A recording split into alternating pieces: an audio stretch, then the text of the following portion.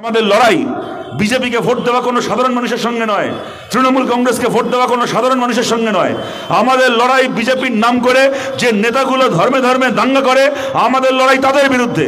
পেহলু খানকে খুন করে, জুনাদকে খুন করে, বলে গরুর মাংস কেন খেয়েছে, আর তারপরে ইলেকট্রাল বন্ডে গরুর মাংস বিক্রি করে যে কোম্পানি, সেই কোম্পানির কাছ থেকে গুনে গুনে 7 কোটি টাকা খায় এই মোদি আর অমিত শাহ। আমাদের লড়াই এই ধান্দাবাজগুলোর বিরুদ্ধে।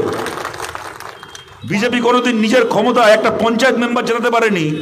হ্যারিকেন নিয়ে খুঁজলে একটা পঞ্চায়েতের মেম্বার খুঁজে পাওয়া যেত না।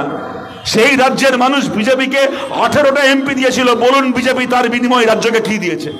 এদেরকে বাড়িতে বসে বিশ্বাস করুন টিভিতে দেখছি আর ভাবছি, মানে কত বড় বেহায়া, কত বড় বেহায়া, কত বড় বেহায়া নিজেদেরকে সাংবাদিক বলে আজকাল।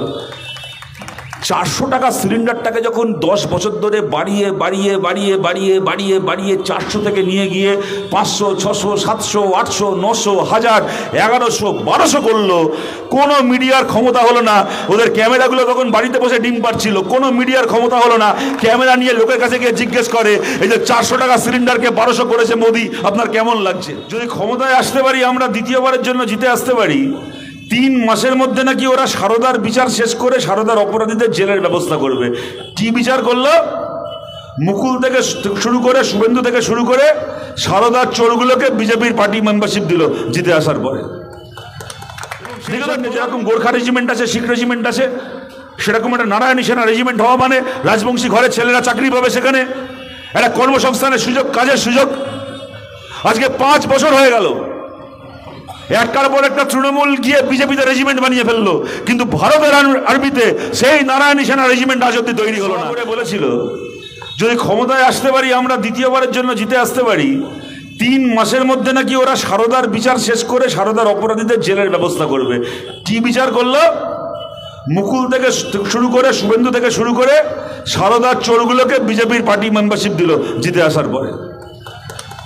দেখে তো প্রধানমন্ত্রী সভা করছে, কদিন আগে কৃষ্ণনগরে সভা করছেন, করে বলছেন 10 বছর ধরে আপনারা যেগুলো দেখলেন দুর্নীতি তদন্ত, এগুলো তো ট্রেলার দেখছিলেন, এখনো গোটা সিনেমা বাকি আছে। চিন্তা করুন, একটা 2 ঘন্টার সিনেমা 2 মিনিটের ট্রেলার হয়, আমরা জানি।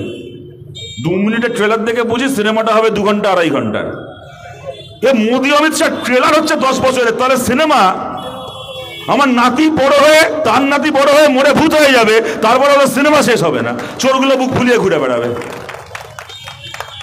লজ্জা নেই, শরম নেই, এসছে লোকের কাছে ভোট চাইতে। আপনাদের বলছি, যারা দূর থেকে আমাদের কথা শুনছেন, নিশ্চয়ই অনেকে এর আগে বিজেপিকে ভোট দিয়েছেন, তবেই বিজেপি জিতেছে। অনেকে হয়তো তৃণমূলকে ভোট দিয়েছেন, অন্য কোনো দলকে কেউ ভোট দেওয়ার ইচ্ছা থাকতে পারে। আপনাদের সবাইকে খোলা মনে বলছি, দূর থেকেও যে মানুষ আমাদের কথা শুনছেন, যারা হয়তো অতীতে বিজেপিকে ভোট দিয়েছেন, তাদেরকেও বলছি, আপনারা কেউ আমাদের শত্রু নন। আমরা কমিউনিস্ট। আমাদের লড়াই বিজেপিকে ভোট দেওয়া কোনো সাধারণ মানুষের সঙ্গে নয়, তৃণমূল কংগ্রেসকে ভোট দেওয়া কোনো সাধারণ মানুষের সঙ্গে নয়। আমাদের লড়াই বিজেপির নাম করে যে নেতাগুলো ধর্মে ধর্মে দাঙ্গা করে, আমাদের লড়াই তাদের বিরুদ্ধে। পেহলু খানকে খুন করে, জুনাদকে খুন করে, বলে গরুর মাংস কেন খেয়েছে, আর তারপরে ইলেকট্রাল বন্ডে গরুর মাংস বিক্রি করে যে কোম্পানি, সেই কোম্পানির কাছ থেকে গুনে গুনে 7 কোটি টাকা খায় এই মোদি আর অমিত শাহ। আমাদের লড়াই এই ধান্দাবাজগুলোর বিরুদ্ধে।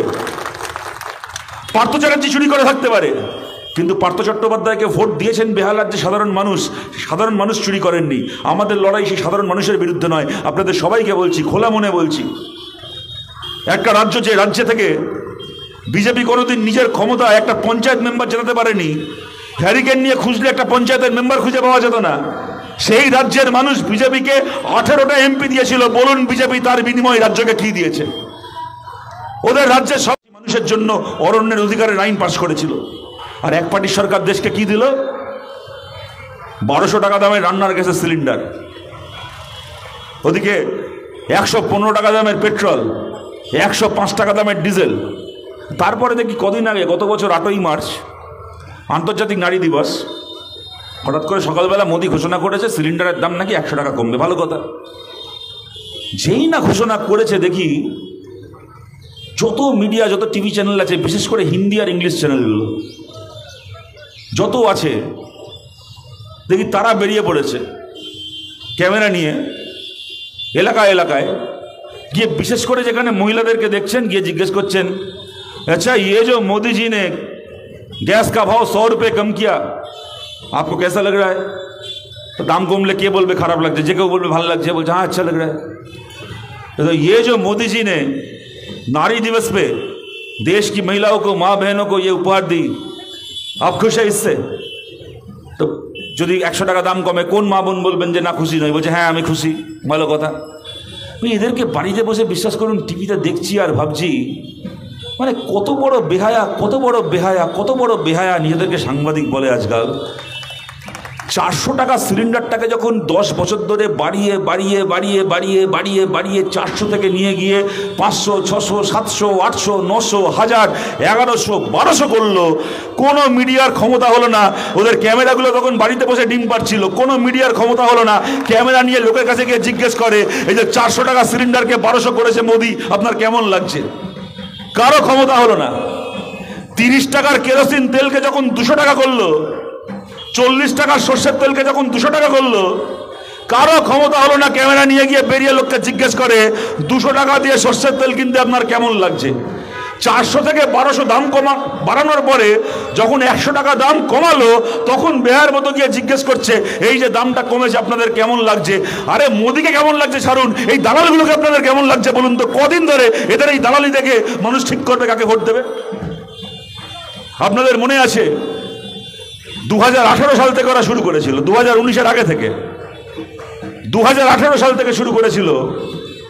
জলপাইগুড়ি, কোচবিহার থেকে শুরু করে, রায়গঞ্জ থেকে শুরু করে, বালুরঘাট, বুনিয়াদপুর থেকে শুরু করে ইসলামপুর, এই গোটা এলাকা যেখানে রাজবংশী মানুষেরা বসবাস করেন, এলাকা এলাকায়, পাড়ায় পাড়ায়, কখনো সরাসরি বিজেপির নাম করে, কখনো বিজেপির যুব মোর্চার নাম করে, কখনো অন্য কোনো RSS এর শাখা সংগঠনের নাম করে এলাকায় এলাকায় গিয়ে সই সংগ্রহ করেছিল। বলেছিল কি? বলেছিল দ্বিতীয়বারের জন্য যদি মোদি জিতে আসে তাহলে নাকি ওরা কি করবে? বলছে ইন্ডিয়ান আর্মিতে রাজবংশী রেজিমেন্ট তৈরি করবে, নাম হবে নারায়ণী সেনা। আপনাদের মনে আছে? এলাকা এলাকায় সই সংগ্রহ করেছিল। সাধারণ ঘরের রাজবংশী ছেলেমেয়েরা লাইন দিয়ে দাঁড়িয়ে তারা সই দিয়েছিলেন। আমাদের নিজেদের পার্টি পরিবারের ছেলেমেয়েরা গিয়ে সই দিয়েছিল। দুটো কারণ, এক, নারায়ণী সেনার যে ইতিহাস ঐতিহ্য কোচবিহারের রাজাদের সময় থেকে, সেই ইতিহাস, তার ঐতিহ্য, তার ভাষা, তার গৌরব, আত্মপরিচয়, তার একটা স্বীকৃতি, এবং সেই সঙ্গে যেরকম গোর্খা রেজিমেন্ট আছে, শিখ রেজিমেন্ট আছে, সেরকম একটা নারায়ণী সেনা রেজিমেন্ট হওয়া মানে রাজবংশী ঘরের ছেলেরা চাকরি পাবে, সেখানে একটা কর্মসংস্থানের সুযোগ, কাজের সুযোগ। আজকে 5 বছর হয়ে গেল, একটার পর একটা তৃণমূল গিয়ে বিজেপিতে রেজিমেন্ট বানিয়ে ফেললো, কিন্তু ভারতের আর্মিতে সেই নারায়ণী সেনা রেজিমেন্ট আজ অব্দি তৈরি হলো না। আর ভারতের আর্মিতে নারায়ণী সেনা রেজিমেন্ট বানিয়ে এরা রাজবংশী ছেলে মেয়েদের চাকরি দেবে?